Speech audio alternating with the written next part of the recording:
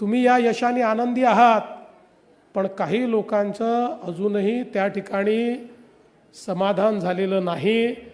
अजून ते तोंडावर पडले, थोबाडावर पडले, मातीत मिळाले तरी देखील सुधारायला तयार नाहीत। रोज म्हणतात वोट चोरी, वोट चोरी, वोट चोरी।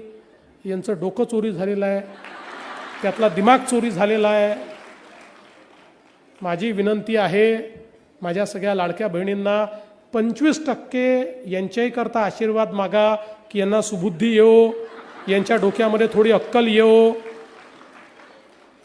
कारण खऱ्या अर्थानं आमच्या लाडक्या बहिणींच्या मताला हे जर चोरी म्हणत असतील तर यांच्यापेक्षा मोठे चोर कोण आहेत?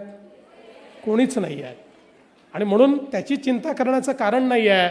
आता हे कालपर्यंत परदेशात जाऊन भारताची बदनामी करत होते, आता बिहारमध्ये जाऊन महाराष्ट्राची बदनामी करतायत।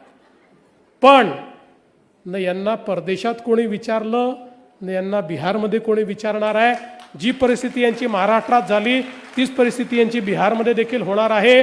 कारण मोदीजींसारखा नेता जो देशाचा विचार करतो, जो आत्मनिर्भर भारताचा विचार करतो, त्याच्या पाठीशी संपूर्ण देशातली मातृशक्ती ही उभी आहे। आणि तुम्ही कुठली निवडणूक बघा, मोदीजी आल्यापासनं 2014 पासनं जेवढ्या निवडणुका भाजप जिंकला, या प्रत्येक निवडणुकीचं जेव्हा विश्लेषण होतं त्यावेळी विश्लेषक सांगतात की मोदीजी का जिंकले, तर मोदीजींना पुरुषांपेक्षा 5% मतं महिलांनी जास्त दिले। पढ़ते रहिए fight against criminal daily newspaper.